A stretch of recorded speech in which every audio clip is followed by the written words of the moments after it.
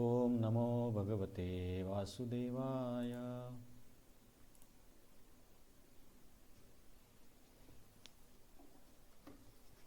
ओम नमो भगवते वासुदेवाय।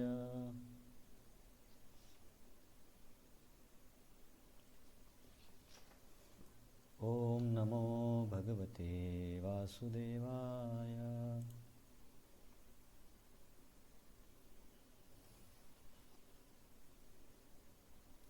हरे कृष्ण. आपण 8व्या अध्यायाला सुरुवात केली आहे.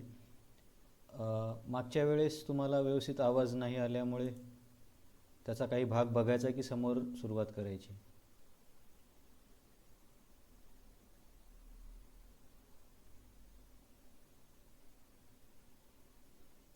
चालेल ना, ठीक आहे. तर बघा, आपण 7व्या अध्यायामध्ये भगवंतांबद्दल ज्ञान मिळवलं. भगवंतांबद्दल ज्ञान म्हणजे त्यांची भौतिक प्रकृती, तटस्थ शक्ती याच्याबद्दल ज्ञान मिळवलं. तर 7वा अध्याय हा भगवत ज्ञानाचा होता.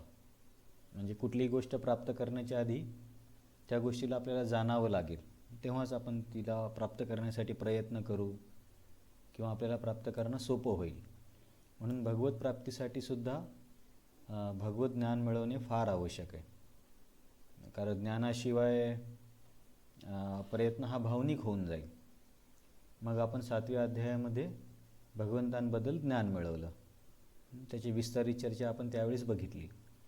मग 7व्या अध्यायाच्या शेवटच्या 2 श्लोकामध्ये मोक्षकामी व्यक्तीचं वर्णन भगवंत करतात. मोक्षकामी म्हणजे ज्याला मोक्षाची इच्छा आहे. आता आपण भक्तीमध्ये आपल्याला पण या संसारातून मुक्त व्हायचं आहे, पण आपण मोक्षकामी नाही आहोत. आपण भगवंतांच्या सेवेची इच्छा करतो आणि सेवेमध्ये सगळ्या प्रकारचे मोक्ष आपोआप मिळून जातात. उलट चैतन्य महाप्रभू म्हणतात, मम जन्मनी जन्मनीश्वरे भवतात भक्तीर आहेतुकी तोई, की मला जन्मजन्मांतरी केवळ तुमची भक्ती पाहिजे. म्हणून आपण मोक्षकामी नाही आहोत. हा जो मोक्षकामी लोकांचा जो गट आहे हा वेगळा आहे. यांना आपण मिश्र भक्त म्हणू शकतो. जसं आधी आपण काय म्हटलं होतं त्यांना, जे 3 प्रकारचे लोक होते ना, आर्त, जिज्ञासू आणि अर्थार्थी. त्यांना काही भौतिक इच्छा होत्या.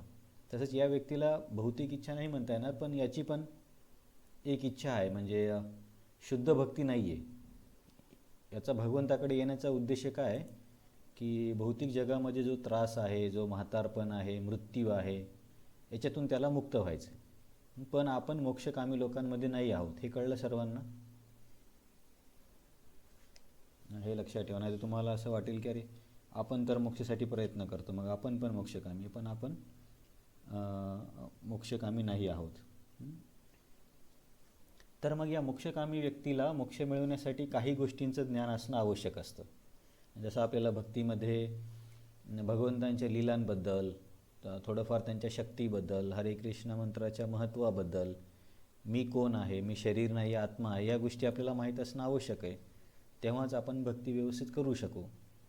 तसंच या मोक्षकामी व्यक्तीला पण त्याच्या साधनेसाठी, त्याच्या इच्छित फळप्राप्तीसाठी काही गोष्टी माहीत असाव्या लागतात.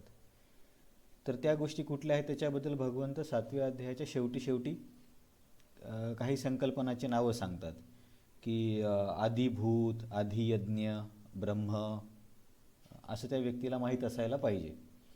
मग आता हे ऐकून अर्जुनला थोडासा प्रश्न येतो की हे नवीन संकल्पना का आहेत? जसं की आपल्याला वाटलं की हे तर सगळे शब्द नवीन आहेत. जसे की जरा मरण मोक्षाय मामाश्रित्य यतन्ति ये ते ब्रह्म तद्विदु कृष्णम अध्यात्मम कर्म चाखिलम. त्याला ब्रह्म माहीत असलं पाहिजे, अध्यात्म माहीत असलं पाहिजे. आता तुम्हाला मी मागच्या वेळेस बोललो होतो की एका शब्दाचे भरपूर अर्थ असू शकतात, त्यामुळे आपल्याला नेहमी माहीत असणाऱ्या अर्थांसोबत इथे कन्फ्युजन करू नका. इथे जो अर्थ आचार्यांनी दिला त्यालाच हे समजण्यासाठी इथे लक्षात ठेवावं लागेल. दुसरीकडचे अर्थ इथे सध्यापुरती लक्षात घेऊ नका. इथे आचार्य काय सांगतील तेच बघूया. 29मध्ये ब्रह्म, कर्म, अध्यात्म हे शब्द सांगितले. 30मध्ये साधिभूतादिदैवम माम साधियज्ञम च ये विदू, आधिभूत, अधिदैव, अधियज्ञ हे शब्द सांगितले. आणि या व्यक्तीचं प्रयाण काळाच्या वेळेस, प्रयाण काळ म्हणजे मृत्यूच्या वेळेससुद्धा माझं ज्ञान, माझं म्हणण्यापेक्षा या आदियज्ञ आदिभूत हे यांचं जे ज्ञान आहे ते लुप्त होत नाही या मोक्षकामी व्यक्तीचं. मग हे ऐकून जसं आपल्याला असं वाटले की हे शब्द नवीन आहेत, तसं अर्जुनला पण हे नवीन शब्द वाटले. म्हणून अर्जुन काय करतो, 8व्या अध्यायामध्ये पहिल्या 2 श्लोकांमध्ये या नवीन संकल्पनांबद्दल विचारतो की कृष्णा किम तद ब्रह्म, की ब्रह्म काय आहे, किम अध्यात्मम, अध्यात्म काय आहे, किम कर्म, कर्म काय आहे, आदिभूतम च किम, आदिभूत काय आहे, आदिदैवम किम उच्यते, कुणाला आदिदैव म्हणायचं, आदियज्ञ कथम कोत्र, आदियज्ञ कोण आहे, आणि आदियज्ञाला देहामध्ये कसं जाणायचं, आणि प्रयाणकालेचे कथम नियोसी नितात्मी, म्हणजे मननियंत्रित व्यक्ती प्रयाणकाळाच्या वेळेस तुम्हाला कसा जाणू शकतो. हे अर्जुनाचे प्रश्न आहेत. तर तुम्ही फक्त शब्द जर लक्षात ठेवले तरी बरं होईल, म्हणजे नंतर मग या शब्दाचे अर्थ लक्षात ठेवायला सोपं होईल. की काय प्रश्न आहेत अर्जुनचे 8? पहिला आहे ब्रह्म काय आहे, दुसरा अध्यात्म काय आहे, तिसरा कर्म काय आहे, चौथा आदिभूत काय आहे, 5वा आदिदैव काय आहे, 6वा आदियज्ञ कोण आहे, 7वा आदियज्ञाला शरीरामध्ये कसं जाणायचं, आणि 8वा मृत्यूच्या समयी तुम्हाला कसं जाणायचं, किंवा तुमची प्राप्ती कशी असं पण म्हणू शकतो आपण, किंवा तुम्हाला कसं जाणायचं असं म्हटलं तरी चालेल. हे झाले अर्जुनाचे 8 प्रश्न. आता या 8 प्रश्नांपैकी तुम्ही जर लिहून ठेवले असतील किंवा आता थोडंफार जरी तुमच्या लक्षात असेल तर या 8 पैकी 7 प्रश्नांची उत्तरं पुढच्या 2 श्लोकामध्ये भगवंत देतील. आणि जो शेवटचा प्रश्न आहे की मृत्यूच्या समयी तुम्हाला कसं जाणायचं, त्याचं वर्णन पूर्ण अध्यायामध्ये आहे, भक्तीच्या दृष्टिकोनातून किंवा अष्टांग योगाच्या दृष्टिकोनातून. तर हे आपण बघितलं.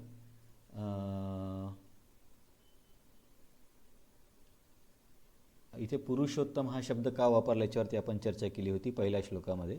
तर अर्जुन इथे भगवंतांना पुरुषोत्तम म्हणतो कारण मी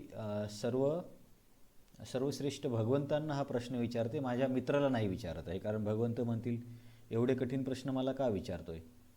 तर अर्जुन म्हणणार की तुम्ही सामान्य माझे मित्र नाही आहात, तर तुम्ही परम पुरुषोत्तम आहात, तर तुम्ही या प्रश्नाची उत्तरं देऊ शकता. म्हणून अर्जुन भगवंतांना पुरुषोत्तम म्हणतो. नंतर दुसऱ्या श्लोकामध्ये अर्जुन भगवंतांना मधुसूदन म्हणतो, कारण भगवंतांनी मधु नावाच्या राक्षसाचा वध केला होता. तर अर्जुनचा अभिप्रेत अर्थ काय आहे की माझ्या मनामध्ये निर्माण होणारे संशय हे सुद्धा राक्षसासारखे आहेत, तेव्हा तुम्ही त्यांचा नाश करावा. आणि प्रयाण काळावरून प्रभुपादांनी तात्पर्यात सांगितलं की मृत्यूच्या समयी माणसाची अवस्था कशी होते, की फार कठीण वेळ असते, त्यावेळेस भगवंतांचं स्मरण करणं खूप खूप अवघड आहे. मग यावरून राजा कुलशेखरची आपण प्रार्थना बघितली. राजा कुलशेखर म्हणतात की त्या समयी तुमचं स्मरण होईल की नाही मला काही शाश्वती नाही आहे, त्यामुळे आता माझी बुद्धी ठीक आहे, तेव्हाच मला तुमची प्राप्ती होऊ द्या. असा एक कुलशेखरांचा आपण एक श्लोक बघितला होता, हा कृष्ण त्वदीय पदपंकज. मग तिसऱ्या श्लोकामध्ये भगवंत आता अर्जुनाच्या प्रश्नाची उत्तरं देत आहेत. अर्जुनने किती प्रश्न विचारले कोण सांगेल? हां, कृपा सांग. अर्जुनने टोटल 8 प्रश्न विचारले, हे लक्षात ठेवा. तर जरी तुम्हाला ते 8 लिहून घ्यायला नाही जमलं तरी आता आपण 3 पासून जे हळूहळू बघणार आहेत तेव्हा एक एक प्रश्न आणि त्याची उत्तरं लिहून ठेवा, म्हणजे तुम्हाला लक्षात ठेवायला सोपं जाईल. तर अर्जुनने 8 प्रश्न विचारलेत. 8 पैकी 8 प्रश्न म्हणू शकतो किंवा 8 संकल्पना विचारल्या किंवा 8 कठीण शब्दाचे अर्थ विचारले. त्यांच्यापैकी 7 प्रश्नांची उत्तर भगवंत पुढच्या 2 श्लोकात देतील, 3 आणि 4 मध्ये. तर तिसऱ्यामध्ये कुठल्या प्रश्नाचं उत्तर आहे? श्री भगवान उवाच अक्षरम ब्रह्म परमम. कोणी हँड नाही. अक्षरम ब्रह्म परमम, की भगवंत म्हणतात की बाबा तू विचारलंस ब्रह्म काय आहे, तर त्याचं उत्तर आहे अक्षरम ब्रह्म परमम. जी गोष्ट अविनाशी आहे त्याला ब्रह्म म्हणायचं. मग कुठली अविनाशी गोष्ट? तिथं आचार्य सांगतात इथे ब्रह्मचा अर्थ आहे शरीरामध्ये वास्तव करणारा जीव. कारण शरीर तर नश्वर हे आपल्याला माहीत आहे, परंतु शरीराचा नाश जरी झाला तरी आत्म्याचा किंवा जीवात्म्याचा नाश होत नाही, म्हणून त्याला ब्रह्म म्हटलं जातं. तर इथे ब्रह्म या शब्दाचा अर्थ आहे शरीरातला असा पदार्थ जो अक्षर आहे. अक्षर म्हणजे नाश न होणारा, तर नाश न होणारा कोण आहे, तर आत्मा आहे. म्हणून आत्म्याला ब्रह्म म्हटलं इथे. ब्रह्म या शब्दाचा अर्थ होतो अक्षरम. अक्षर कोण आहे, तर आत्मा आहे, म्हणून ब्रह्म आत्मा आहे असं. तर आधी आपण चर्चा केली होती की ब्रह्म हा शब्द बऱ्याच ठिकाणी येतो, त्याच्यामुळे कन्फ्युजन करायचं नाही. कधी कधी परमसत्याला पण ब्रह्म म्हटलं जातं, ब्रह्म किंवा ब्रह्मन, ब्रह्मज्योती. परंतु इथे अर्थ ब्रह्म म्हणजे जीवात्मा आहे, हे लक्षात ठेवा. तर पहिल्या प्रश्नाचं उत्तर काय झालं आहे, ब्रह्म म्हणजे जीवात्मा. दुसरा प्रश्न, स्वभावो अध्यात्मम उच्यते. अर्जुन विचारलं होतं की कृष्णा, हे अध्यात्म काय आहे? आता आपण मागच्या वेळेस बघितलं की अध्यात्म म्हणजे आपण जो आध्यात्मिक मार्गामध्ये आहोत ते अध्यात्म नाही आहे इथे. म्हणून तुम्हाला लक्षात ठेवावं लागेल की इथे ज्या शब्दांचे जसे अर्थ दिले तसे आपल्याला समजून घ्यायचेत. परंतु इतर ठिकाणी त्या त्या चर्चेच्या संदर्भानुसार आपल्याला अर्थ घ्यावे लागतील. म्हणून इकडचं तिकडं, तिकडचं इकडं कन्फ्युजन करू नका. अध्यात्म म्हणजे भगवंत म्हणतात स्वभाव, स्वभावाला अध्यात्म म्हणायचं. तर स्वभाव म्हणजे काय? स्वभाव म्हणजे इंद्रिय तृप्ती केलेल्या आठवणींचा साठा, याला स्वभाव म्हणायचं. किंवा याला दुसरा शब्द आहे वासना. तर या इंद्रिय तृप्तींच्या आठवणींना किंवा या वासनांना ज्याला स्वभाव म्हटलं जातं तोच अध्यात्म आहे. म्हणजे अध्यात्म म्हणजे स्वभाव असं लक्षात ठेवा. किंवा तुम्ही त्याला समानार्थी शब्द इंद्रिय तृप्तीच्या आठवणी किंवा वासना असं लक्षात ठेवलं तरी चालेल. परंतु भगवंत त्याच्यासाठी स्वभाव हा शब्द वापरतायत, म्हणून आपण स्वभाव लक्षात ठेवलं तर समजायला सोपं जाईल. तर जेव्हा आपण शरीर सोडतो तर आत्मा हे शरीर सोडून दुसऱ्या शरीरात जातो, तेव्हा आत्म्याच्या सोबत आणखीन काय जातं?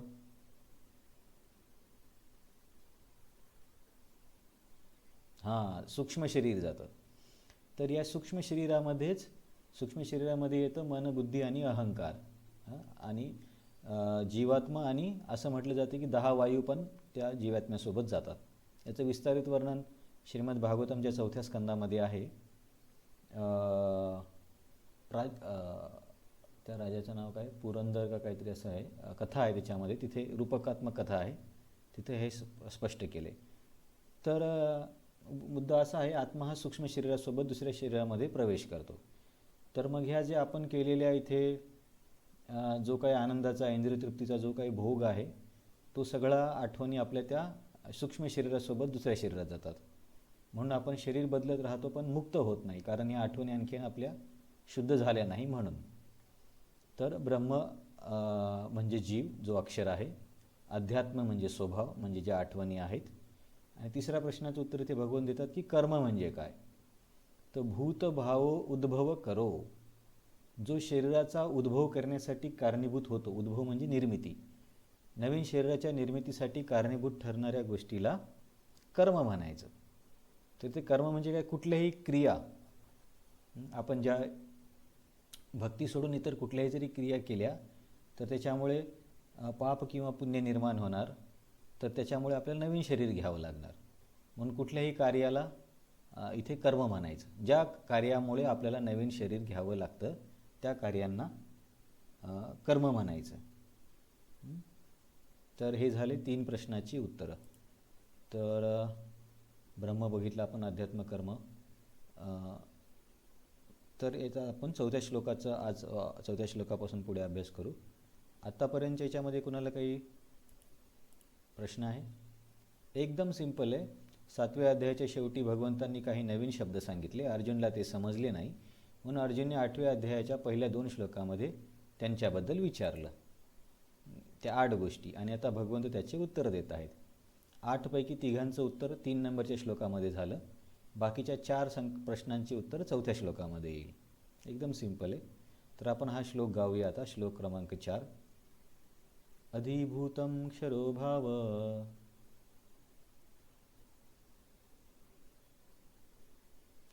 पुरुषश्चाधिदैवतम्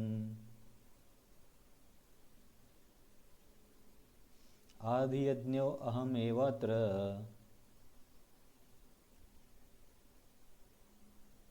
देहे देहवृतांवर.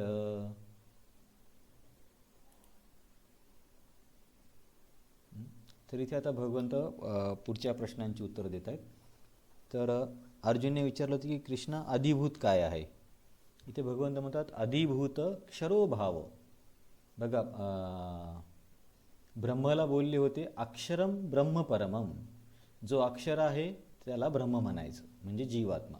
पण तर आदिभूताला काय म्हणतात, आदिभूत क्षरोभाव, ज्याचा भाव, की भाव म्हणण्यापेक्षा आपण काय म्हणू की ज्याचं प्रकृती किंवा ज्याचा स्वभाव म्हणणं परत कन्फ्युजन होईल, ज्याची प्रकृती आहे. आदिभूतची काय प्रकृती आहे, आदिभूत क्षरोभाव, ज्याचा क्षर होतं. क्षर म्हणजे क्षय किंवा नाश किंवा विनाश किंवा परिवर्तन. परिवर्तन, नाश, विनाश, संपुष्टात येणाऱ्या गोष्टीला अधिभूत म्हणायचं. आता याच्यावरून कोण सांगेल अधिभूत कोण असेल?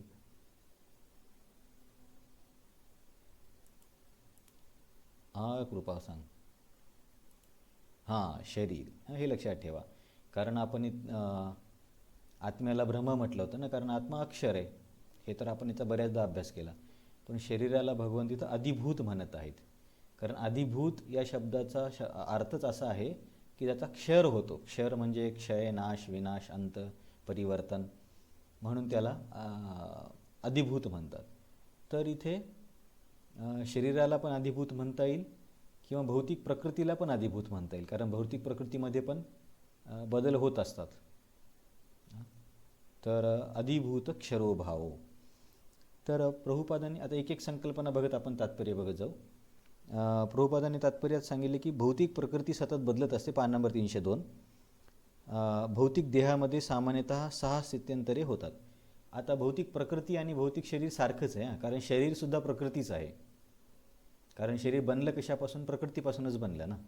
प्रकृतीमध्ये काय आहे, पंचमहाभूत आहेत. तेच पंचमहाभूत शरीरामध्ये आहेत, म्हणून शरीराला पण प्रकृती म्हटलं जातं. म्हणून इथं कन्फ्युजन करायची गरज नाही. जे बाहेरचं जे स्थूल जगत आहे त्याला आपण प्रकृती म्हणतो, शरीरसुद्धा तसंच स्थूल आहे. आत्मा आहे म्हणून त्याच्यामध्ये काहीतरी कार्य घडून येतात, नाहीतर ते तर हेच आहे, स्थूलच आहे किंवा मृत आहे. म्हणून इथे शरीराला आणि प्रकृतीला एकच सांगितलं आहे. तर आपल्या शरीरामध्ये आता जसं आपण काय म्हटलं की अधिभूत क्षरोभाव, परिवर्तन होणाऱ्या गोष्टीला क्षर म्हणायचं. तर मग आपण इथे शरीराला किंवा प्रकृतीला अधिभूत म्हटले, कारण त्याच्यामध्ये परिवर्तन होतात. तर प्रभुपाद तात्पर्य समजावून सांगतात की शरीरामध्ये काय परिवर्तन होतात. तर शरीराचे परिवर्तन काय आहे की उत्पत्ती किंवा त्याचा जन्म होतो, मग तो त्याचा हळूहळू वाढ व्हायला लागते. मग काही काळ तसा राहतो, म्हणजे त्याची वाढीचाच भाग झाला हा. नंतर त्याच्यापासून काही नवीन शरीरांची उत्पत्ती होते. मग हळूहळू त्याचा म्हातारपणामध्ये क्षय व्हायला लागतो, खराब व्हायला लागतं शरीर, आणि शेवटी ते नष्ट होऊन जातं. परंतु या 6 पैकी कुठला बदल आत्म्यामध्ये होतो?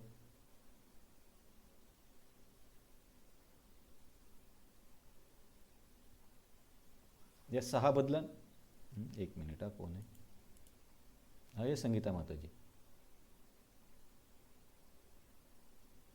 हां, हे महत्त्वाचे, कारण आपण आता चर्चा केली ना की ज्या पदार्थामध्ये बदल होत नाही त्याला ब्रह्म म्हणायचं.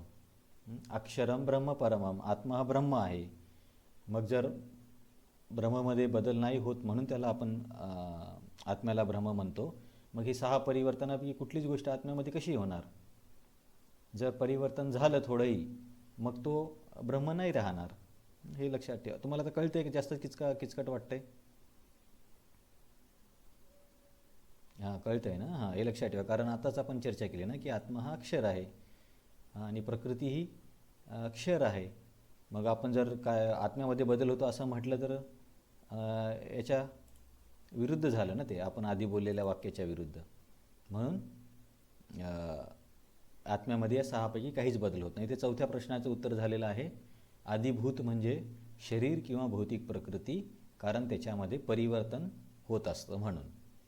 नंतर पुढचा प्रश्न आहे अर्जुनने विचारलेला की कृष्णा, आदिदैव काय आहे? तर भगवंत दुसऱ्या ओळीमध्ये त्याचं उत्तर देतात, पुरुषश्च आदिदैवतम, पुरुषाला आदिदैवत म्हणायचं. मग कोणी म्हणेल हा पुरुष कोण आहे? तर इथे पुरुषचा अर्थ होतो विराट रूप. तर आदिदैवत या शब्दाचा असा अर्थ दिला आहे आचार्याने की ज्याच्यामध्ये सर्व काही समाविष्ट आहे असा. तर या भौतिक जगतामध्ये विराट रूपच असं आहे की ज्याच्यामध्ये सगळे काही आहेत. विराट रूपामध्ये देवी देवता आहेत की नाही आहेत? हां, कारण आपण म्हणतो ना की भगवंतांचे हात म्हणजे ही देवता, भगवंतांचे डोळे म्हणजे चंद्र सूर्य, म्हणून विराट रूपामध्ये सर्व देवी देवतासुद्धा आहेत. तर विराट रूपाला इथे आदिदैवत म्हटलं आहे. तर हे लक्षात ठेवा. आदिदैव किंवा आदिदैवत एकच आहे. तर विराट रूपाला आदिदैव म्हटलं. पण इथे संस्कृत शब्द काय, पुरुषश्च अधिदैवतम, पुरुष हा आदिदैवत आहे. दोन झाले, अधिभूत झालं, आदिदैवत झालं. नंतर आतापर्यंत किती प्रश्नांची उत्तर झाले? 5 प्रश्नांचे, हे लक्षात ठेवा. पुढचा प्रश्न अर्जुनचा होता की कृष्णा आदियज्ञ काय आहे? आता इथे भगवंत उत्तर देतात, आदियज्ञ अहम एव अत्र. की आदियज्ञ अहम म्हणजे काय? मी, हे लक्षात ठेवा. अहम म्हणजे मी. आपण म्हणतो ना, तुम्हाला एवढं बेसिक आपल्याला संस्कृत माहिती आहे ना, अहम मम असं म्हणतो. अहम म्हणजे मी किंवा माझं. तर इथे भगवंत काय सांगतायत, आदियज्ञ अहम, मीच आदियज्ञ आहे. आदियज्ञ म्हणजे यज्ञाचा भोक्ता किंवा यज्ञाचा स्वामी. तर यज्ञाचा स्वामी मी आहे. तर त्याच्यानंतर भगवंतांनी एक शब्द वापरला इथे संस्कृतमध्ये आपण जर बघितलं तर, आदियज्ञ अहम एव. एव या शब्दाचा अर्थ होतो, मराठीमध्ये खचितच दिलं आहे, इंग्लिशमध्ये सर्टनली किंवा आणखी मराठीमध्ये निश्चित आपण म्हणू शकतो. तर मग असा प्रश्न येईल की निश्चितच हा शब्द का वापरला असेल? तर भगवंत आचार्य सांगतात, निश्चित असं म्हटले की बाबा मला सोडून हा जो परमात्मा आहे, ज्याला आपण आदियज्ञ म्हणतात, तो परमात्मा मीच आहे. आदियज्ञ अहम एवात्र, की आदियज्ञ मी किंवा परमात्मा असा अर्थ आहे. तर मग कोणी म्हणेल की हा परमात्मा कोणी वेगळी देवता आहे का, असा प्रश्न येऊ शकतो. परंतु भगवंत एव हा शब्द वापरून सांगतात की नाही, मीच तो आहे. बघा, आदिभूतला, आदिदैवला पण भगवंत म्हटले नाही की मी आहे म्हणून, परंतु आदियज्ञला म्हणतात. कारण इथे कन्फ्युजन व्हायला नको की बाबा नक्की कृष्णच परमात्मा आहे किंवा दुसरी कुठली देवता आहे, किंवा यज्ञाचा भोक्ता कृष्ण आहे, की जे विष्णू आहे तो कोणी वेगळा आहे आणि कृष्ण वेगळा आहे, असं संभ्रम होईल. म्हणून ते भगवंत सांगतात नाही, एव आदियज्ञ अहम एव, मीच आदियज्ञ आहे, दुसरा कोणी नाही आहे, मीच परमात्मा आहे. आदियज्ञ अहम एवात्र. आणि मी कुठे असतो? देहे देहभृताम वर. देहे म्हणजे शरीर धारण करणाऱ्या जीवाच्या हृदयामध्ये मी असतो. आता आपल्या शरीरामध्ये भगवंत कुठल्या रूपात आहेत?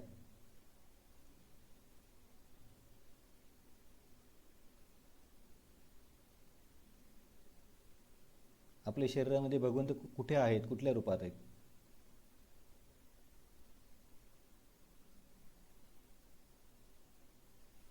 माझा आवाज येतो की नाही? ओहो हो.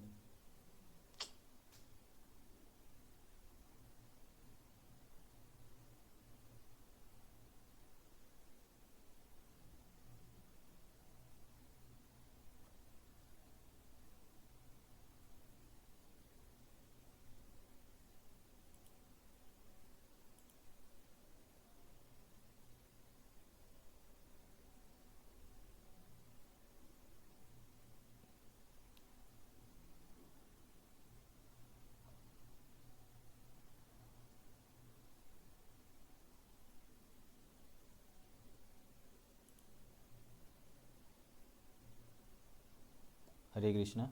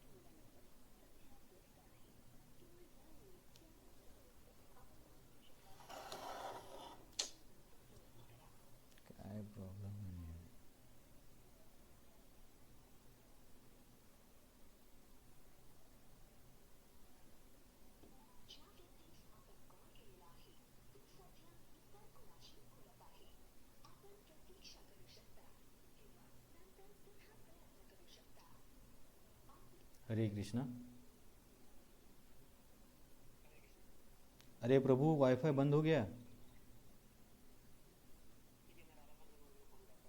क्या यार? यार कितना बार, हमेशा का हो गया ये।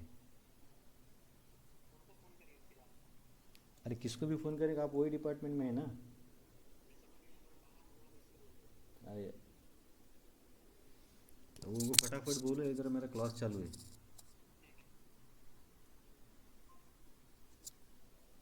हरे कृष्ण, आता आवाज येतोय? आता आवाज येतोय?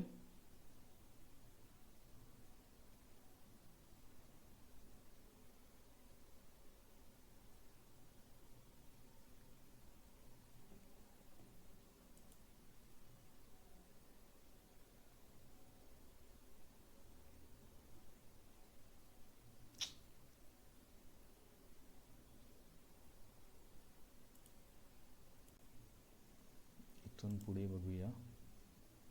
अं,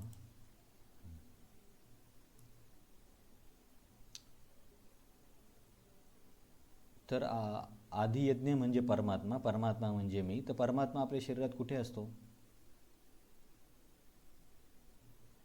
हां, हृदयाच्या ठिकाणी किंवा हृदयामध्ये. हां, म्हणून जो हृदयात असणारा परमात्मा आहे तोच आदियज्ञ आहे आणि तो कृष्णापासून अभिन्न आहे.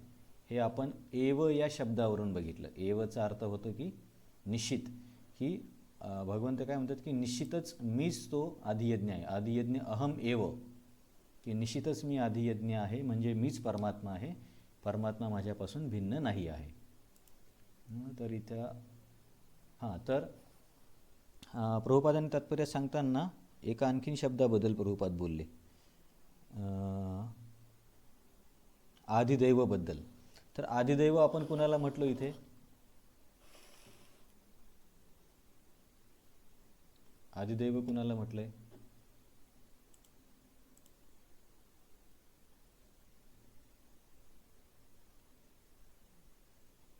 हां, तो नेटवर्क वीक आहे. आता काय करणार? वायफाय चालू व्हायला 5-10 मिनटं लागतील.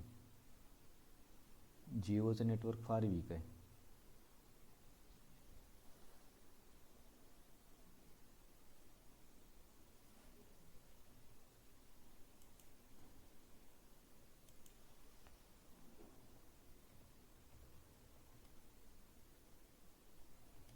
काय प्रॉब्लेम?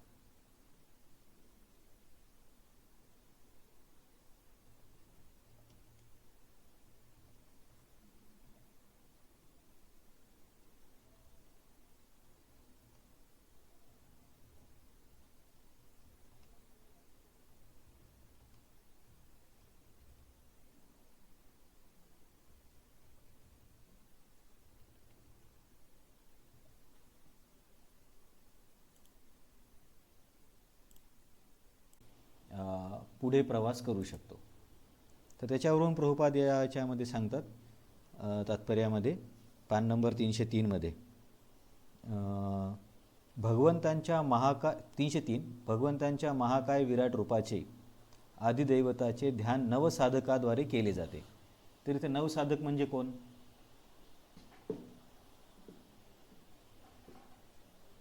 हां, अष्टांगयोगी ज्याचं हृदय शुद्ध नाही आहे, हे लक्षात ठेवा. आपण भक्तीमध्ये त्यांची साधना करत नाही, कारण भगवंतांच्या परमात्मा रूपाचे ध्यान करण्या इतपत नवसाधक उन्नत झालेला नसतात. त्याच्यामध्ये पण ज्याचं हृदय शुद्ध झालं तो प्रत्यक्ष परमात्म्याचं ध्यान करतो, परंतु ज्याच्या हृदयामध्ये भौतिक इच्छा आहेत त्या अष्टांगयोगीला विराट रूपाचं ध्यान करावं लागतं. तर याच्यावरती प्रभुपाद सांगतात, आदिदैव या शब्दाबद्दल थोडंसं स्पष्टीकरण देताना, विराट पुरुषाचे ध्यान करण्याच्या या विराट पुरुषाचे चरण म्हणजे पाताळ लोक आहेत. याच्यावरती आपण तेव्हा बघितलं होतं की विराट पुरुष म्हणजे नेमकं काय आहे? कुणाला आठवतं विराट पुरुष म्हणजे, विराट रूप म्हणजे नेमकं काय? हां, आता आलंय वायफाय, आता काही प्रॉब्लेम नाही राहणार.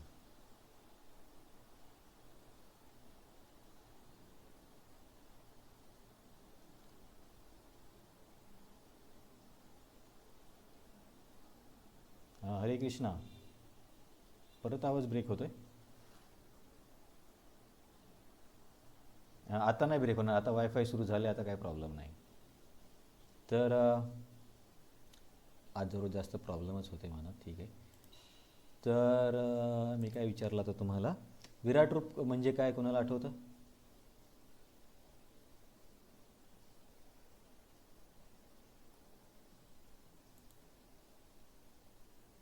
हां, अष्टांगयोगी बघतात, पण यालाच आपण सरळ शब्दात काय सांगू शकू? मी तुम्हाला तेव्हा सांगितलं होतं उदाहरण देऊन, की बाबा आपण जव्हार शरीराला एक व्यक्ती समजलं, तर मग कुठली गल्ली त्याचा हात असतील, कुठली गल्ली त्याचे पाय असतील, एक भाग त्याचं डोकं असेल, तसं विराट रूप कोणाला म्हणायचं?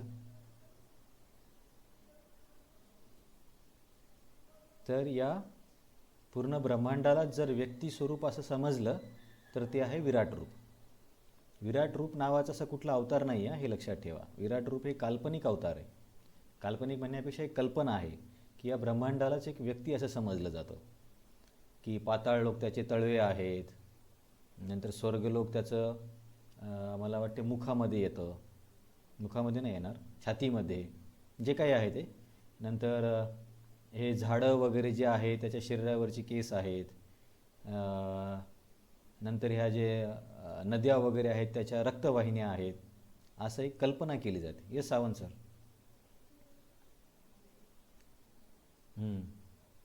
हां, ते पण का, हां तेच. तर याच्यामध्ये काही भक्त वेगळं, काही भक्त वेगळ्या पद्धतीने स्पष्टीकरण देतात, परंतु त्याला त्या रूपाचे पण तिथे तात्पर्यामध्ये पण तिथे पण प्रभुपाद लिहितात की या रूपाची आपण उपासना करत नाही. याचा याचा अर्थ तिथं दोन विराट रूपामध्ये थोडंसं फरक आहे, पण जास्त किचकट होईल. इथे एवढं लक्षात ठेवा की विराट रूप असा कुठला भगवंतांचा अवतार नाही आहे, या ब्रह्मांडालाच एक कल्पना केली जाते व्यक्ती म्हणून. अर्जुनला पण ते काल्पनिकच रूप दाखवलं होतं. तिथे तुम्ही जर त्या अध्यायामध्ये वाचाल ना, प्रभुपाद तिथे म्हणतात की आपण या विराट रूपाची उपासना करत नाही, हे नवसाधकांसाठी आहे.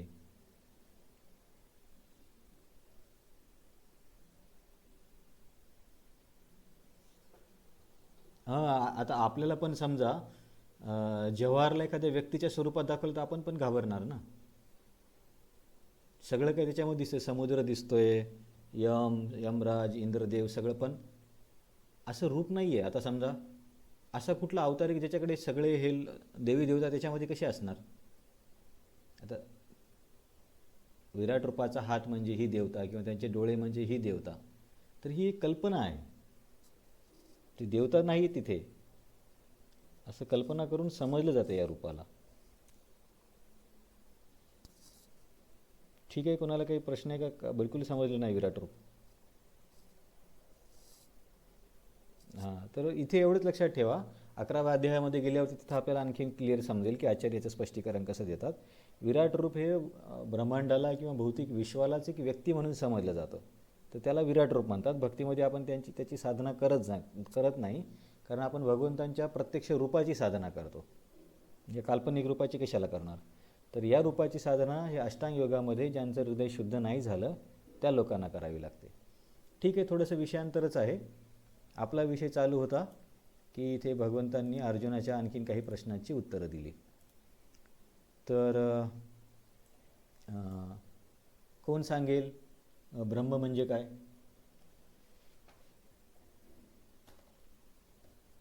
सावंत सर. सावंत सर, तुमचा आवाज येत नाही आहे. ब्रह्म म्हणजे काय? तुम्ही हात वर केला ना. अरे ठीक आहे. हां, तर ब्रह्म म्हणजे कोण सांगतं मग ब्रह्म म्हणजे काय? आपण अर्जुनच्या प्रश्नाची उत्तर बघतोय ना. हां, कृपा बोल. हां, आत्मा, ब्रह्म म्हणजे आत्मा. आता प्रत्येकाने उत्तर द्या. अध्यात्म म्हणजे काय? आणखीन दुसरं कोण सांगेल? हां, संगीता माताजी.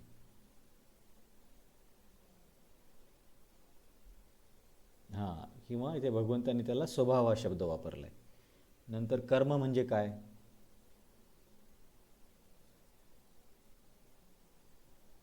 आणखीन कोण सांगेल कर्म म्हणजे काय? हां, सांगा डावरे माताजी.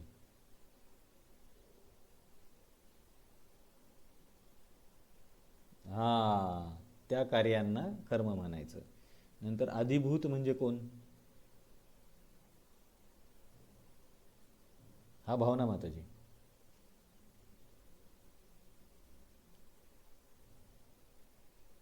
हां बरोबर, भौतिक प्रकृती किंवा शरीर किंवा ज्याच्यामध्ये परिवर्तन होतं. नंतर आदिदैव म्हणजे कोण? हां दिव्या माताजी तुम्ही सांगा. हां विराट रूप म्हणजे आदिदैव. आणि आदियज्ञ कोण आहे?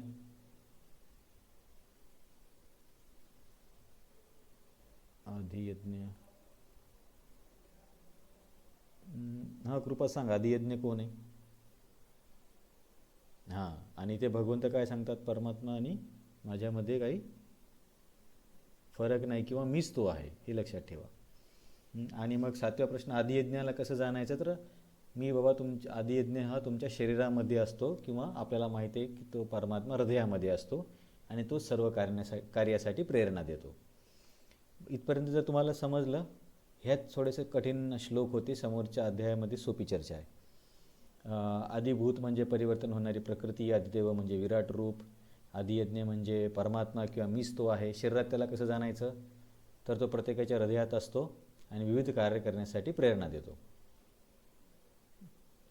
तर इथे आचार्यांनी काय सांगितलं की आत्तापर्यंत जे आपण 7 संकल्पनाचा अभ्यास केला आहे, तर या 7 संकल्पनापैकी केवळ 2च गोष्टी अशा आहेत की त्यांना जाणलं पाहिजे आणि बाकीच्या गोष्टींचा त्याग केला पाहिजे. तर त्या 2 गोष्टी कुठल्या आहेत? तर ते म्हणतात ब्रह्म आणि आदियज्ञ हेच साक्षात्कार करण्यायोग्य आहेत, बाकीच्या गोष्टी नाही आहेत. म्हणून आपल्या इथे हे पण कळतं की विराट रूप भक्तांसाठी महत्त्वाचं नाही आहे. तर आचार्यांच्या म्हणण्यानुसार आपण ब्रह्म आणि आदियज्ञ जाणायला पाहिजे. म्हणजे कोणाला जाणायला पाहिजे? कोण सांगेल? ब्रह्म आणि आदियज्ञ जाणलं पाहिजे किंवा त्यांचा साक्षात्कार केला पाहिजे. हा संगीता माताजी. हां सावंत सर बोला. ब्रह्म आणि आदियज्ञ याच्यावरून सांगा. हां आत्मा आणि आदियज्ञ म्हणजे भगवंतांना. हे लक्षात ठेवा की या 7 संकल्पनांमध्ये साक्षात्कार करण्यायोग्य केवळ 2च गोष्टी आहेत. भौतिक प्रकृतीचं साक्षात्कार करून काय फायदा नाही आहे किंवा कर्मासाठी पण काय, कारण हे सगळ्या गोष्टी नश्वर आहेत. फक्त एकच जीव आणि ईश्वर हेच नित्य आहेत. म्हणून या 2 गोष्टीचा साक्षात्कार करणं महत्त्वाचं आहे. बाकी गोष्टींचा त्याग केला तरीच त्याग करावा किंवा केला जातो, असं बलदेव विद्याभूषण सांगतात. तरी तर आपला 4था श्लोक संपला. आत्तापर्यंत कोणाला काही प्रश्न आहे? इथून पुढे जास्त काही कठीण नाही आहे. हे पण कठीण नव्हतं, फक्त शब्दाचे अर्थच आहेत म्हणून थोडंसं वाटतं. ठीक आहे, आता आपण श्लोक नंबर 5 वाचूया. अंतकाले च मामेव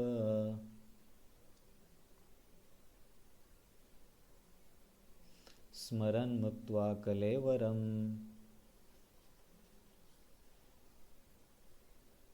यः प्रयाति स मद्भावम्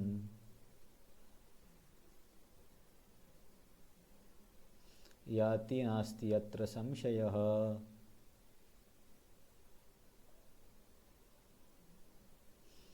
तर अर्जुनचा शेवटचा प्रश्न काय होता?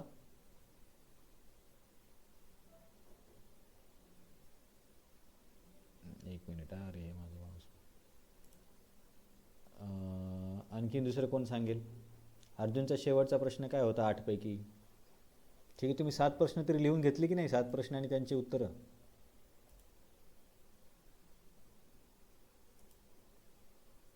मी हे विचारतो, तुम्ही 7 प्रश्न आणि त्यांचे उत्तर लिहून घेतले का? हां परफेक्ट, डावरे माताजी सांगितलं. पण हे मी विचारतोय, सर्वांनी 7 गोष्टी आणि त्याचे उत्तर लिहून घेतले का? हां अरे लिहून घ्या ना, मग तुम्हाला मी परत विचारेल ब्रह्म म्हणजे काय, आदिभूत म्हणजे काय, मग तुम्ही कन्फ्यूज व्हाल. ठीक आहे, एकदा परत सांगतो. लिहून घ्या म्हणजे तुम्हाला त्याचा उपयोग होईल. ब्रह्म म्हणजे जीव, ज्याच्यामध्ये परिवर्तन होत नाही किंवा जो नश्वर नाही आहे. अध्यात्म म्हणजे स्वभाव किंवा इंद्रियतृप्तीच्या आठवणी. कर्म म्हणजे असं कार्य ज्याच्यामुळे शरीर बदलावं लागतं. अधिभूत म्हणजे ज्याच्यामध्ये परिवर्तन होतं, म्हणजे भौतिक प्रकृती किंवा शरीर. अधिदैव म्हणजे विराट रूप किंवा विराट पुरुष. ज्याच्यामध्ये सर्व काही समाविष्ट आहे. आधी यज्ञ म्हणजे परमात्मा आणि भगवंत म्हणतात तो मीच आहे. आता हे 6 गोष्टी सर्वांनी लिहून घेतल्या का?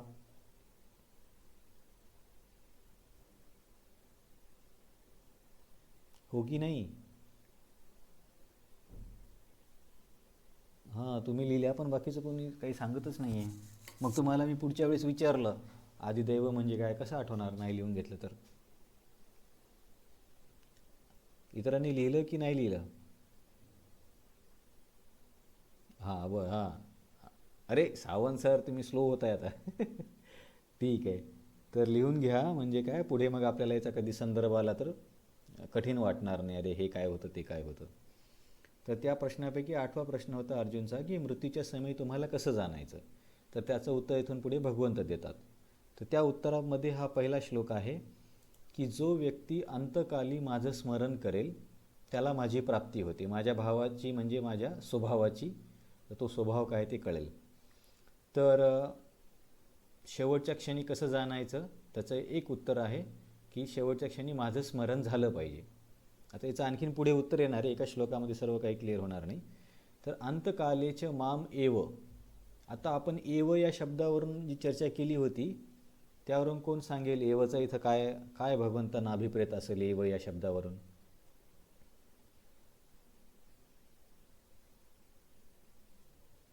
तिथे भगवंत बोलले होते ना, आदियज्ञ अहम एवात्र. आदियज्ञ मीच आहे, दुसरा कोणी नाही आहे. इथे माम एव म्हणजे काय होईल?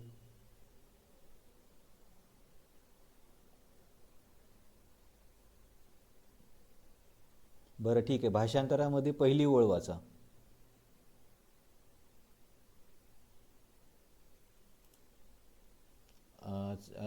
कावेरी माताजी तुम्ही वाचा भाषांतरामध्ये पहिली ओळ.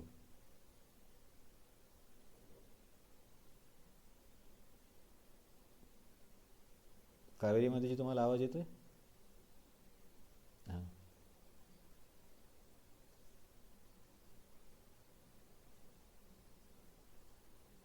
हां. तर याच्यामध्ये तर यामध्ये तुम्ही एका शब्दाकडे लक्ष ठेवा, अंतकाळी केवळ हा शब्द वापरला आहे.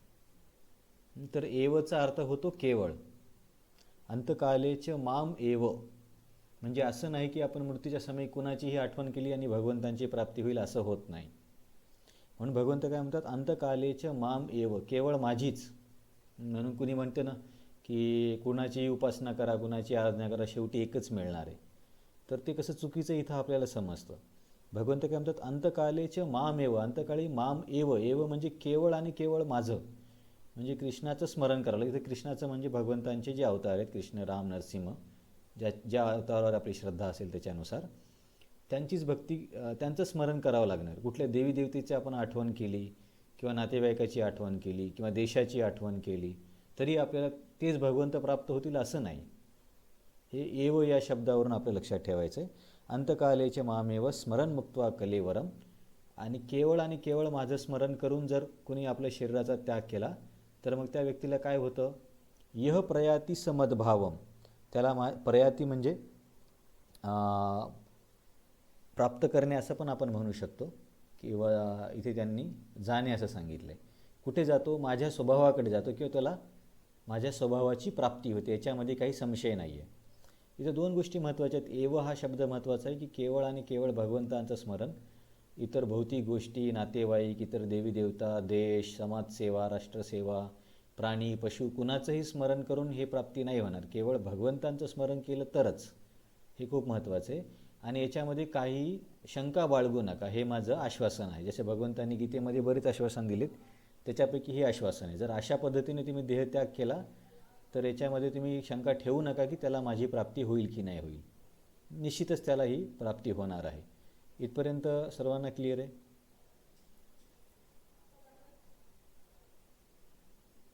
हां. तर मग इथे आचार्य सांगतात की स्मरण म्हणजे काय. समजा कोणी मरता मरता म्हणेल हरे कृष्ण आणि मरून जाईल, मग त्याला भगवंताची प्राप्ती होईल का? किंवा कोणी बंदूक आपल्या डोक्यावरती ठेवेल आणि हरे कृष्णा म्हणून गोळी मारेल, त्याला पण भगवंतांची प्राप्ती होईल का? तर असं नाही. इथे स्मरणचा अर्थ होतो साक्षात्कार. ते स्मरण भगवंतांकडून दिलं जातं.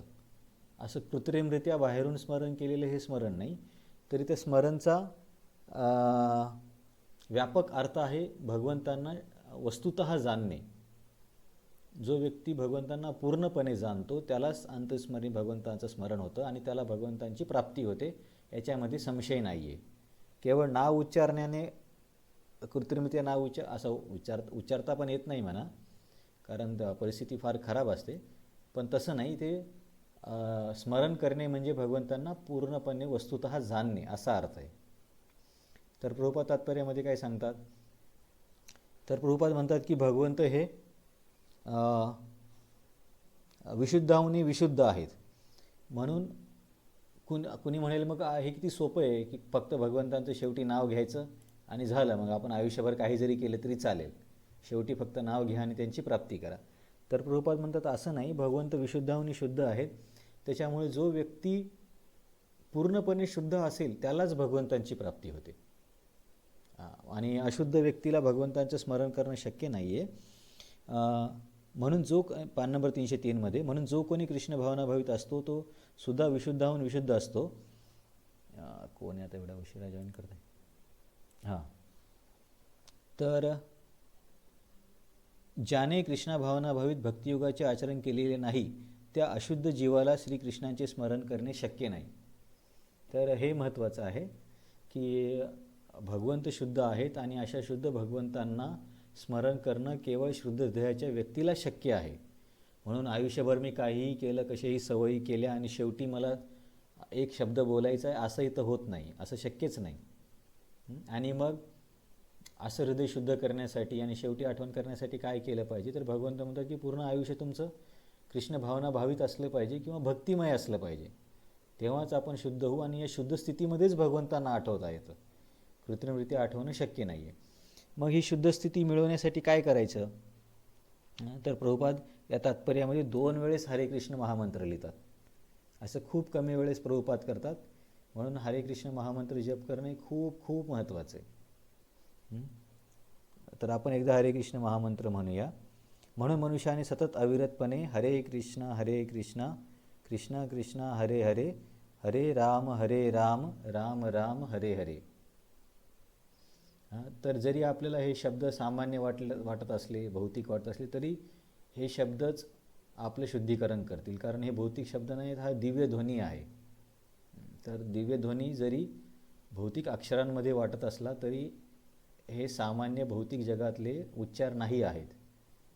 तर इथं सिक्वेन्स कसा आहे की जर तुम्हाला शेवटी भगवंतांचं स्मरण करायचं असेल तर भगवंत शुद्ध आहेत, म्हणून तुम्हाला पण शुद्ध व्हावं लागेल. शुद्ध स्थितीपेक्षा शिवाय भगवंतांचं स्मरण शक्य नाही आणि शुद्ध स्थिती येण्यासाठी आयुष्यभर भक्ती करावी लागेल. काहीही करून शेवटी स्मरण होणार नाही. आणि त्या भक्तीमध्ये महत्त्वाचा भाग म्हणजे प्रभुपाद 2 वेळेस लिहितात की महामंत्राचा जप करणे.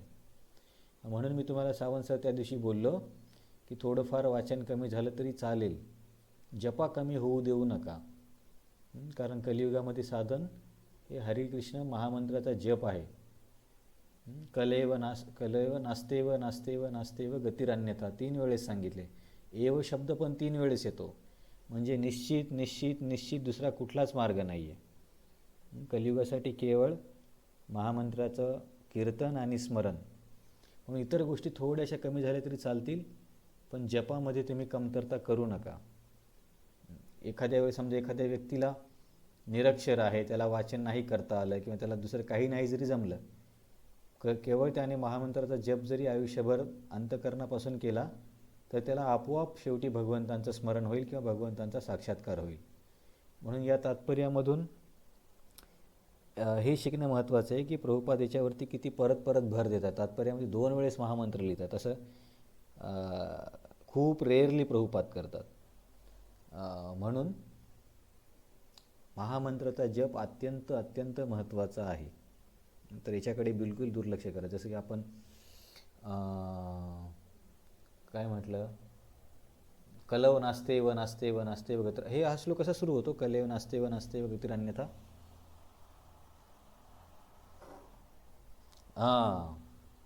हरेर नाम हरे नाम एव केवलम कलेव नास्ते व गतिर अन्यथा.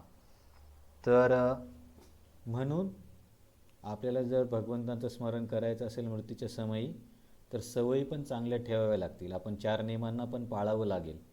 काहीही आपण बघू, काहीही खाऊ, कसंही वागू, तर आपल्याला शेवटच्या क्षणी आपोआप स्मरण होणार नाही. त्याच्यामुळे सवयी पण शुद्ध असल्या पाहिजे. पण केवळ सवयी शुद्ध ठेवून आपण शुद्ध नाही होऊ शकणार, कारण आपल्यामध्ये स्वतःला शुद्ध करण्याची एवढी क्षमता नाही आहे. त्याच्यासाठी आपल्याला भक्ती करावी लागेल. आणि भक्तीमध्ये पण हरे कृष्ण महामंत्राचा जप फार महत्त्वाचा आहे. हे या गोष्टीकडील आपल्याला लक्ष द्यावं लागेल. तर आता माझा तुम्हाला एक प्रश्न आहे की समजा एखादा व्यक्ती ॲक्सिडेंटमध्ये वारला आणि त्याला भगवंतांचं स्मरण नाही करता आलं, मग त्याचं काय होईल?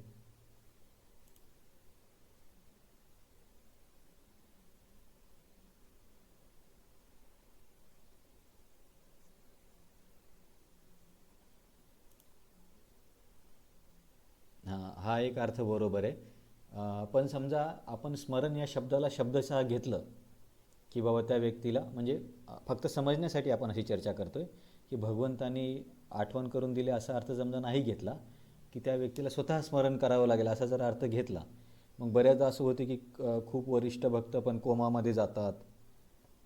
आता कोरोनामध्ये पण काही काही भक्तांचा मृत्यू झाला, तेव्हा तर ते बरेच दिवस मशीनवरती होते.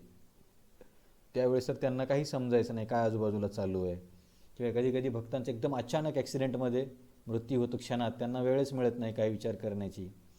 मग आपण जरी शब्दशः अर्थ घेतला स्मरण करण्याचा, इथं ॲक्च्युली भगवंत स्मरण करून देतात.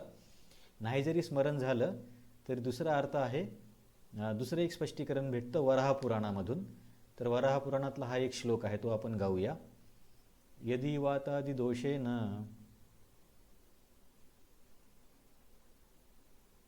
मद्भक्तो माम न च स्मरेत अहम स्मरामि मद्भक्त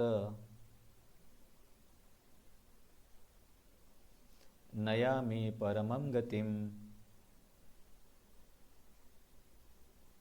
तर हे वराह पुराणामध्ये वराहदेवांनी वचन दिले की बाबा मृत्यूच्या समयी समजा वात आणि वात कफ पित्त या दोषामुळे जर मदभक्तो माम न च स्मरे, जर माझ्या भक्ताला माझं स्मरण नाही आलं, समजा तो व्हेंटिलेटरवरती गेला, आता त्याला काही समजत नाही काय चालू आहे, अशा स्थितीमध्ये त्याचा मृत्यू झाला, मग भौतिकवादी लोक काय म्हणतील? तुम्ही तर बोलले होते की ज्याचं स्मरण होईल त्यालाच भगवत प्राप्ती होईल, परंतु हे एवढे मोठे संन्यासी असून यांचा मृत्यू बघा कसा झाला. यांना तर सलाईन द्यावं लागायचं किंवा ट्यूबमधून जेवण द्यावं लागायचं. यांना तर स्वतःच्या शरीराचं पण भान नव्हतं, मग यांना कशी भगवत प्राप्ती होईल? तर तेव्हा आपण हे सांगू शकतो की असं नाही आहे. एक तर भगवंत त्यांचं शरीर कोमामध्ये आहे, आत्मा कोमामध्ये नाही आहे. आणि समजा याच्यावरती जरी विश्वास नसेल तरी तर वराहदेवांचं आश्वासन आहे की जरी माझ्या भक्ताला माझं स्मरण नाही झालं तर मी त्याला स्मरण करून देतो, की मी त्याचं स्मरण करतो. अहम स्मरामी मदभक्त, जरी भक्ताला माझं स्मरण नाही झालं मी त्याचं स्मरण करतो आणि काय करतो? नयामी परमम गतीम, त्याला परमगती मी देतो. म्हणून हा जो श्लोक आहे अंतकालेच मामेव, हा एक सामान्य नियम आहे की मृत्यूच्या समयी असं झालं तर भगवत प्राप्ती होते. परंतु बाह्य दृष्टिकोनातून अशी स्थिती असेल की असं वाटतं की या व्यक्तीला भगवंतांचं स्मरण नाही झालं, म्हणजे दुसऱ्या बघणाऱ्यांना त्याचं आणि भगवंताच्या मध्ये काय चालू आहे हे तर आपल्याला, समजा प्रभुपादांचं कसं आदर्श स्थितीमध्ये प्रभुपादांनी शरीर सोडलं होतं, सगळे भक्त आजूबाजूला कीर्तन करत होते, भगवंतांचे विग्रह होते, तेव्हा भगवंतांचं स्मरण करत प्रभुपादांनी शरीर सोडलं. ही एकदम आदर्श स्थिती आहे. परंतु कधी कधी मोठे भक्त पण कोमामध्ये जातात, मशीनवरती असतात, ॲक्सिडेंटमध्ये मरतात किंवा खूप वाईट स्थितीमध्ये मरतात. मग अशा वेळेस कोणी भौतिकवादी लोक काय म्हणतील की बघा गीता तर सांगते स्मरण करायला, पण या तुमच्या महाराजांनी तर स्मरण नाही केलं, आम्हाला तर नाही दिसलं, प्रभुपादांनी जसं स्मरण केलं तसं यांनी नाही केलं, मग यांचं काय होईल? तर इथे आपण एक गोष्ट लक्षात ठेवली पाहिजे की स्मरण करणे हा एक सामान्य नियम आहे, असं झालंच पाहिजे असं नाही आहे. सामान्य, परंतु म्हणजे सामान्य नियम म्हणजे काय की या नियमाला अपवाद पण असू शकतात. तर अपवाद काय आहे की अशा विचित्र परिस्थितीमध्ये जिथं असं बाह्य दृष्टिकोनातून वाटतं की यांनी स्मरण नाही केलं, अशा स्थितीमध्ये भगवंत त्यांचं स्मरण करतात. म्हणून आपण जर कधी बघितले की खूप श्रेष्ठ भक्तांची मृत्यू खूप वाईट पद्धतीने झाला आहे, तेव्हा मनामध्ये शंका नाही ठेवली पाहिजे की यांना भगवंतांची प्राप्ती झाली की नाही झाली, कारण इथे वराहदेवांचं आश्वासन आहे. याच्या आधी आपण गीता प्रश्नमंजुषामध्ये एका श्लोकाबद्दल चर्चा केली होती की एक सामान्य नियम होता. मग आपण तिथे सांगितले की हा सामान्य नियम आहे, प्रत्येकाच्या आयुष्यात असं होतं असंच नाही. कोणाला आठवतं कुठला श्लोक होता?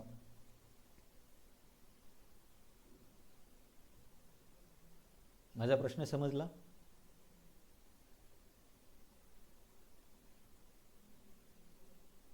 हरे कृष्णा.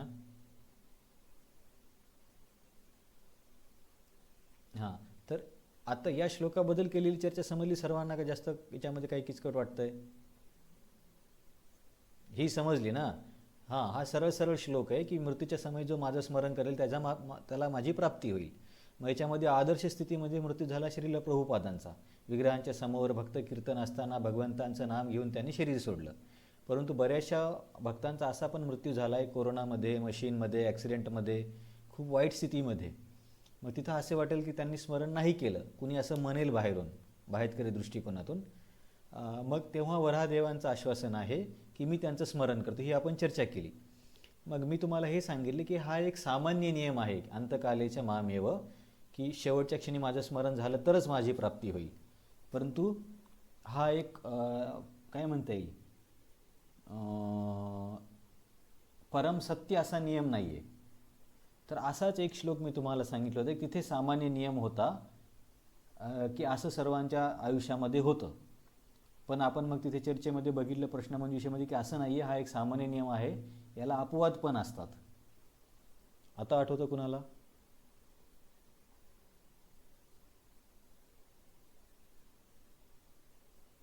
अंतवत्तू महाबाहो. कदाचित तुम्हाला श्लोक आठवत नसतील, तुम्ही भाषांतर सांगले तरी चालेल. काय चर्चा होती तिथे?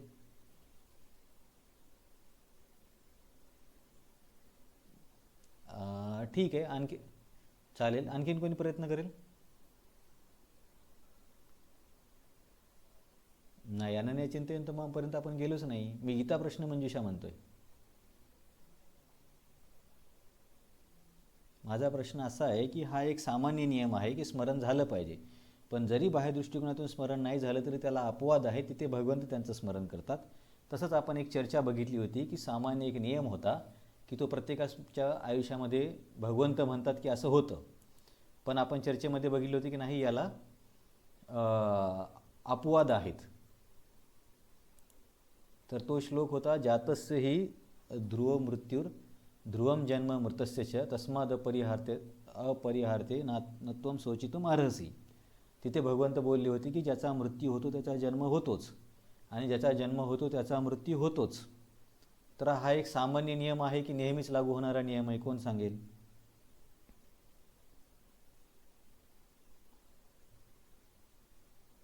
हा, दिव्या माताजी.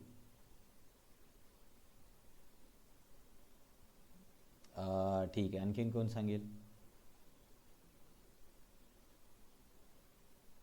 बघा, भाषांतर परत ऐका. ज्याचा मृत्यू होतो त्याचा जन्म होतोच, आणि ज्याचा जन्म होतो त्याचा मृत्यू होतोच. तर हे नेहमीच होतं का असं?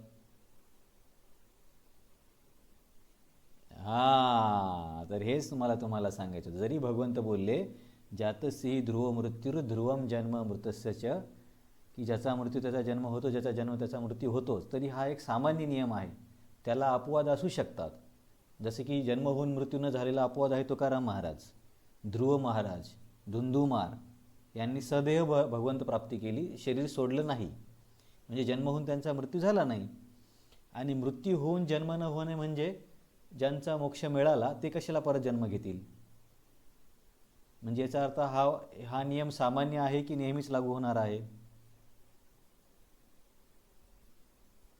हां हां, हे लक्षात ठेवा.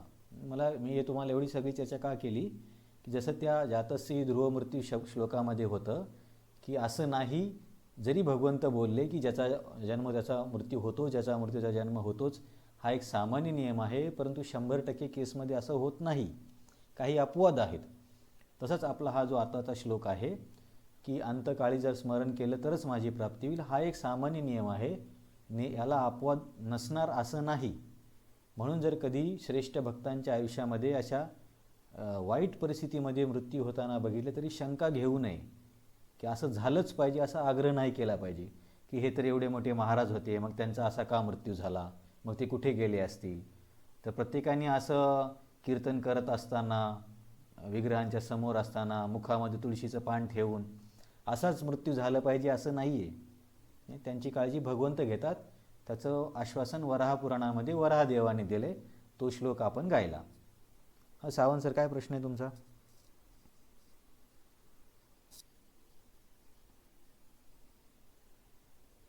हां बरोबर, मीराबाई पण विग्रहामध्ये गेल्या होत्या ना. हां मीराबाई पण. हां कानोपत्रा सापडली नाही का? मी पण असं ऐकलं त्यांचं शरीर तिथे होतं भगवंतांच्या चरणाजवळ. नाही का? हां हां हां. Okay okay. हां मग त्यांचं पण उदाहरण याच्यामध्ये आपण घेऊ शकतो की जन्म होऊन मृत्यूमध्ये नाही आल्या त्या. याचा अर्थ काय होतो की हे सगळे उदाहरणं कशाचे आहेत की गीतेमध्ये काही जे नियम सांगितलेत, काही जे वाक्य सांगितलेत, त्याला आपल्याला असं वेगळ्या दृष्टिकोनातून अभ्यास करावा लागेल, इतर शास्त्रातून, किंवा असे अपवाद लक्षात घेऊन अभ्यास करावा लागेल. नाहीतर असं सांगितलं म्हणजे असंच झालं पाहिजे असा आग्रह केला तर समजायला कठीण जाईल. आता मी एवढी मोठी चर्चा काय केली हे तुम्हाला कळलं की जास्तच कन्फ्युजन होतं आहे? तो पण श्लोक, हा पण श्लोक. हां समजलं ना. हां मग मग ठीक आहे, काही प्रॉब्लेम नाही. हां कारण असे लोक बोलतात की तुमचे हे महाराज तर असे गेले, मग ते कुठे गेले?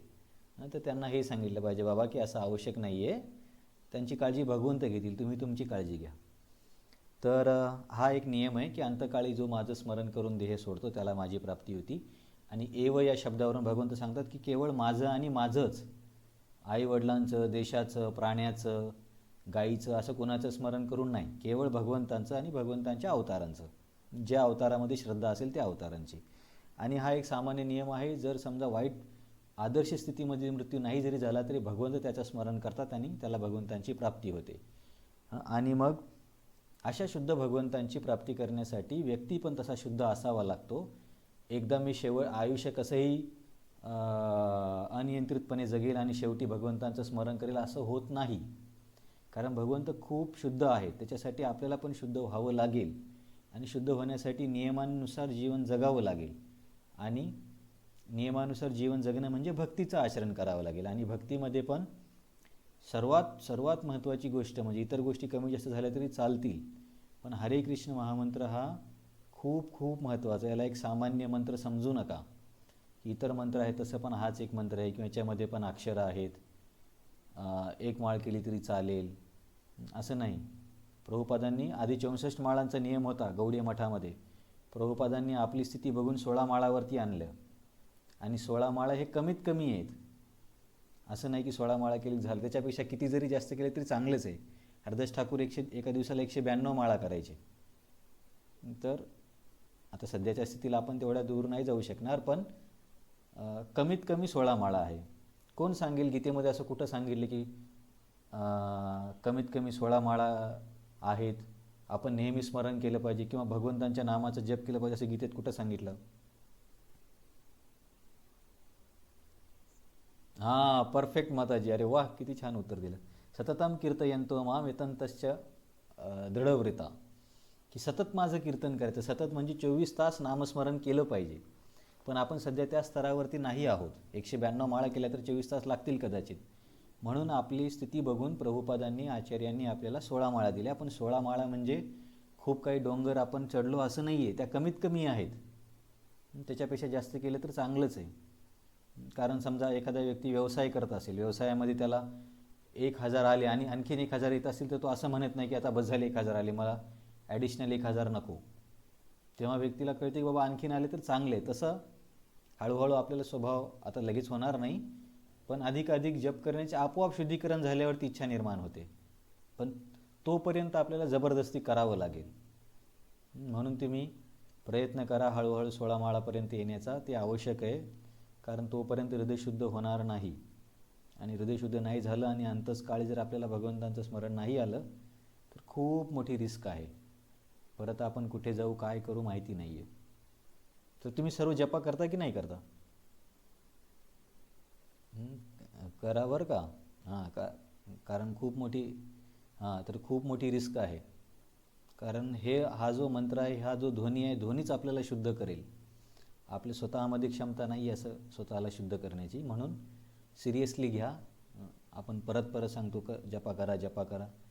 आता कसं ॲडजस्ट करायचं ते आपापल्या लाईफवरती आहे. सकाळी वेळ नसेल तर कधी सकाळी, दुपारी, संध्याकाळी 4-4 करून केल्या किंवा 8-8 करून केल्या किंवा 2-2 करून केल्या किंवा अभ्यासामध्ये थकल्यासारखं वाटल्यावरती केल्या. जसं आहे, जसं शक्य होईल तसं एकाच वेळेस करा असं नाही. पण हळूहळू 16 माळापर्यंत यावं लागेल, कारण 16 माळा हे कमीत कमी आहेत. ॲक्च्युली तर 24 तास करायला पाहिजे, पण आपली क्षमता नाही आहे. म्हणून प्रभुपादांसारख्या आचार्यांनी भगवंतांकडून असं आपण म्हणू शकतो की प्रभुपाद म्हणतात म्हणून भगवंत तयार झाले. ठीक आहे बाबा, 16 माळा केली तरी चालेल, पण त्याच्यापेक्षा कमी नाही. सावंत सर आता वाढवायच्या की नाही वाढवायच्या?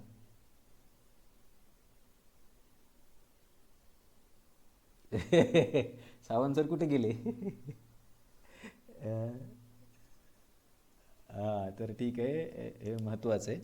आणि त्यात कारण बाकी गोष्टीपेक्षा 16 माळा ह्या कमीत कमी आहेत. कारण आपण नेहमी 16 माळा 16 माळा करून मनामध्ये अशी भीती निर्माण केली की बापरे 16 माळा किती आहे. पण 16 माळा कमीत कमी आहे. जास्तीत जास्त त्याला काही बंधन नाही आहे, कितीही करू शकता.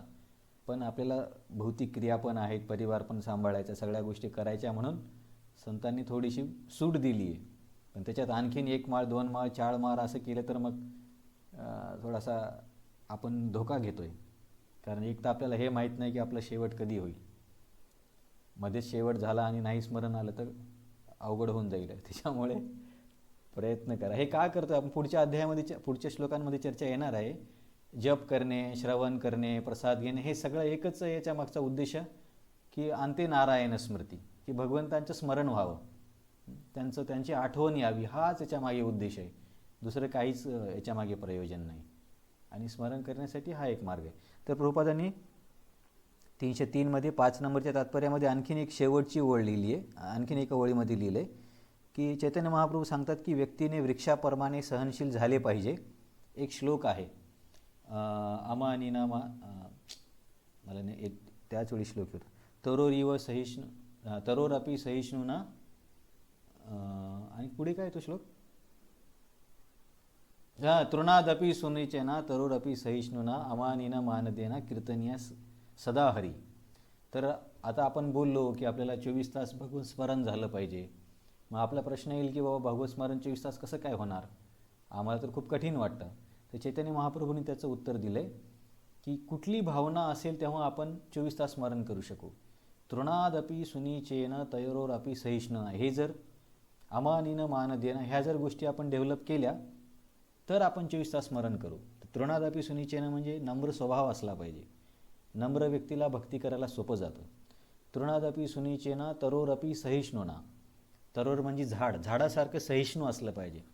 झाड सर्वांची एवढी मदत करतं, कोणी तोडलं तरी काही प्रतिकार करत नाही. याचा अर्थ आपल्यावरती कोणी अन्याय केला तरी काही करायचं असं नाही आहे, परंतु सहनशीलता असली पाहिजे आयुष्यामध्ये. प्रत्येकाच्याच आयुष्यामध्ये कठीण प्रसंग येणार आहेत, गैरसमज, ऑफिसचा प्रॉब्लेम, स्ट्रेस, ह्या सगळ्या गोष्टी सगळ्यांनाच आहेत. पण सहन करावं लागेल. कसं सहन करावं लागेल, तर झाडासारखं सहन करावं लागेल. कारण आपण सगळ्या गोष्टीला प्रतिकार करायला लागलो आणि ह्या सगळ्या गोष्टी ठीक झाल्यावरच मी नामस्मरण केलं असा आग्रह धरला तर असा दिवस कधीच येणार नाही. म्हणून पहिली गोष्ट आहे की नम्रता असली पाहिजे. का नम्रता असली पाहिजे? कारण नम्र असेल तर व्यक्तीला सहन करायला सोपं होतं. नाही तर पुढच्याने 1 वाक्य बोललं की 10 वाक्य बोलायचं, त्याच्यामध्ये आपलं पण मन चिडचिड होतं, स्थिरता येत नाही, काय जपा करणार. म्हणून थोडं नम्र स्वभाव डेव्हलप करण्याचा प्रयत्न आता मला पण, आपण सगळ्याला प्रयत्न करावा लागेल. Yes Sawant sir.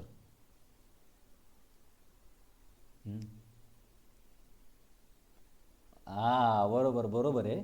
तर हे दोन्ही हे आहेत, काय म्हणता येईल त्याला, आपल्या अभ्यासक्रमामध्ये एक दुष्टचक्र म्हणतात की एक परस्परपूरक चांगला शब्द आहे की एकाने दुसरं होतं, दुसऱ्याने पहिलं होतं. परंतु की जोपर्यंत नामाच्या प्रभावाने आपण नम्र होणार नाही तोपर्यंत आपण स्वतःकडून पण प्रयत्न केला पाहिजे की बाबा ही स्थिती अशी आहे की आता मला राग येतोय किंवा मला अहंकार येतोय किंवा मी चुकीचं बोलतोय, तर कमीत कमी आपण आपल्या साईडनं पण ब्रेक लावण्याचा प्रयत्न केला पाहिजे.